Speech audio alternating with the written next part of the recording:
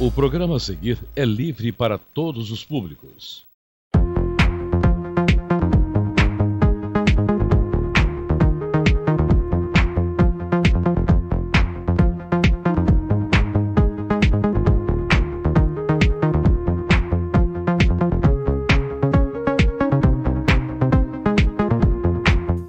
Olá, o TV é Ciência já está no ar. Assuntos relacionados ao meio ambiente, à natureza, à flora e à fauna do nosso planeta sempre estiveram presentes na mídia. Mais recentemente, os desastres naturais e as possíveis alterações climáticas, com a possibilidade da extinção da raça humana, ganharam destaque, chamando a atenção de toda a sociedade. Hoje, não é raro encontrar pessoas que saibam expressar uma opinião sobre esse assunto. Hoje o volume de chuvas muito mudado, enchentes no mundo todo, o clima mudando radicalmente, mais um monte de coisas que a mídia tem falado por aí. O tempo anda variando, tem dia que tá sol, aí muda no mesmo dia, chove, fica variando. Isso não é bom, acho que não é bom. Acho que se desse muita mais atenção um pouco para esse lado, todo mundo tinha mais consciência sobre essa como é que fala, poluição, né? Sobre o descongelamento das geleiras, essas coisas todas. Nós vemos aí muita coisa acontecendo, a questão do mar, por exemplo, né, invadindo áreas costeiras, a questão dos problemas das matas, né? A situação das queimadas no Amazonas, na Amazônia, né? O problema da própria seca da Amazônia é uma questão de aquecimento global.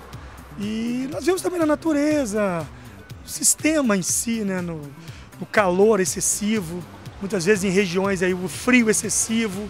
Então são muitas mudanças que a gente vê, né, nessa questão.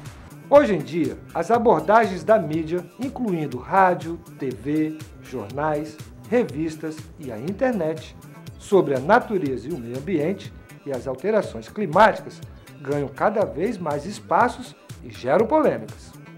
Nesse meio encontramos os jornalistas que se dedicam a cobrir o tema, que são conhecidos como os jornalistas ambientais.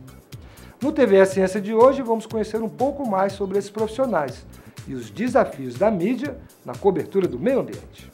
Então vamos logo à primeira parte da reportagem de hoje com Suzana Killer.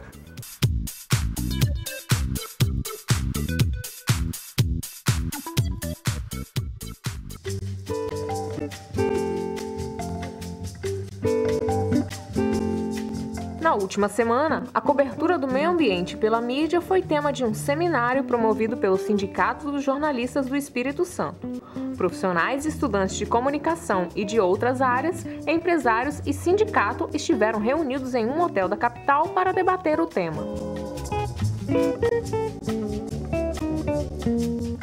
Nós temos que ter esses pontos de reflexão o tempo inteiro. Então a nossa categoria gosta disso, ela se ressente quando não tem esse tipo de debate. Nós estamos no terceiro seminário, nós vamos trabalhar as 6 dimensões da sustentabilidade. Nós já fizemos a social, já fizemos a política, estamos fazendo a ambiental, falta a econômica, a cultural e a espiritual. Então nós vamos fazer também as outras 3 dimensões. Esse ano tem mais um seminário e talvez mais 2 no ano que vem.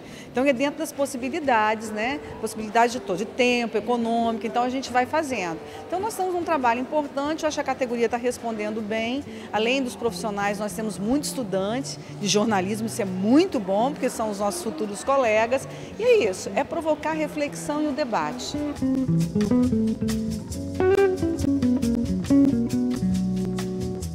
E para falar da cobertura do meio ambiente na mídia, o evento trouxe um profissional altamente gabaritado, o jornalista Washington Novaes, um dos fundadores do Globo Ecologia.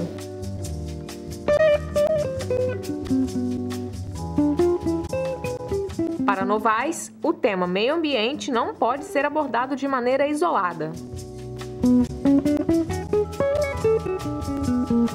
Meio ambiente está em tudo, está em todos os lugares.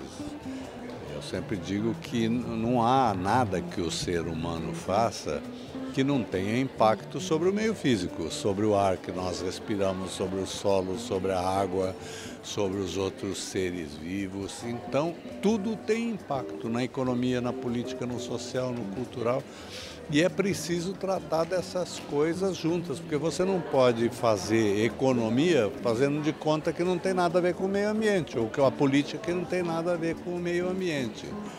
Então é preciso mudar essa visão e é preciso que o jornalismo faça essa transformação e que ele se habitue a ter uma cobertura que avalie esses impactos sobre o meio físico permanentemente e tome providências, exija políticas adequadas e consequentes, senão você vai ter só uma cobertura episódica desses fenômenos e depois esquece. Quer dizer, por exemplo, a gente pode lembrar esses últimos episódios na Serra do Rio de Janeiro, essa catástrofe que morreu tanta gente, aquela desgraça toda.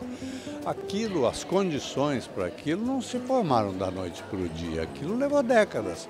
Agora a comunicação foi lá ver isso para dizer não pode fazer isso, não deve fazer isso, ela precisa fazer isso.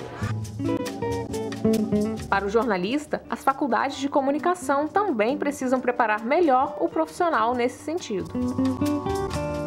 A universidade deveria mudar um pouco essa visão e, em vez de ter uma cadeira de jornalismo ambiental, de permear todas as outras áreas do ensino que ela faz para a formação de jornalistas por essas questões. Quer dizer, vai ensinar economia então tem que ver que consequências tem os atos econômicos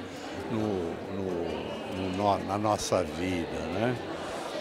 Eu também costumo citar o Kofi Annan, que é o ex-secretário-geral da ONU, um homem informado, competente, que diz o seguinte: mudanças climáticas e consumo de recursos, além da capacidade de reposição do nosso planeta, ameaçam a sobrevivência da espécie humana. É uma coisa muito grave, o que está em risco é a espécie humana. Então, é preciso mudar essa visão e entender o seguinte: então isso está em risco, então nós vamos mudar tudo para poder tratar adequadamente dessas coisas.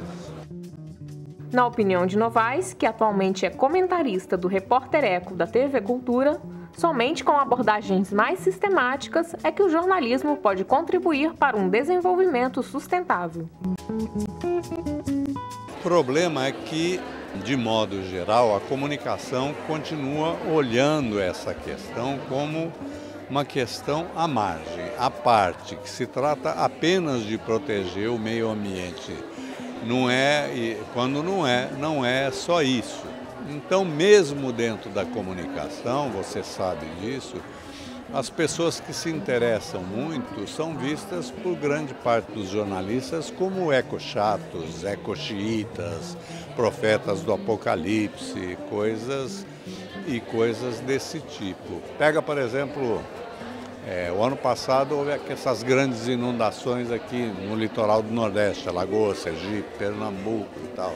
Houve uma cobertura durante alguns dias, depois aquilo sumiu. Aconteceu a mesma coisa agora, nos mesmos lugares. Quem é que foi lá depois de corrigiu isso, evitou que isso acontecesse de novo? Não. E se você olhar, em todos os lugares é a mesma coisa. Foi assim na Serra de Santa Catarina, foi assim aí na região serrana, em todos os lugares. Não pode ter uma cobertura meramente episódica. A comunicação tem que ter uma função de formação da sociedade. E eu acho que a única possibilidade política que existe é a sociedade começar a formar grupos, discutir essas questões todas, recorrer a quem pode ajudar, aos cientistas, à universidade, ao Ministério Público e formular projetos políticos que ela depois leve para a área eleitoral. Diz, nós exigimos isso aqui, eu não vou ficar só com raiva não, eu exijo que isso aqui seja feito. É uma mudança de uma sociedade passiva para uma sociedade ativa.